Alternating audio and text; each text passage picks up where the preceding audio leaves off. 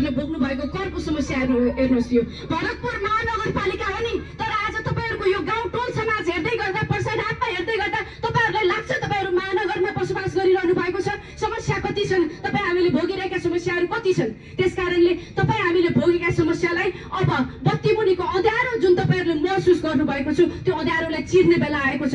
विकास भनेको समानान्तर सन्तुलित हुनुपर्छ। सन्तुलित विकास गर्दै गर्दा कसलाई के आवश्यकता परेको छ, देशलाई कहाँ दुखेको छ, पहिला कहाँ घाउ लागेको छ, ती घाउहरू टाल्दै जाने हो। अब यसपटक विकास निर्माणले यो ठाउँमा प्राथमिकता पाउनुपर्छ भन्ने मेरो स्पष्ट बुझाइ छ।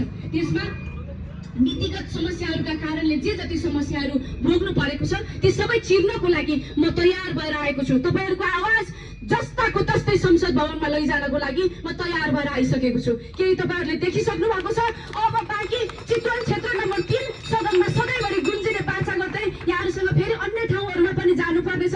यो ठाउँमा त तपाईँहरू हुँदै हुनुहुन्छ, यहाँहरूले छोरी यो ठाउँमा म छु, यो ठाउँमा म सम्हाल्छु। अब बाँकी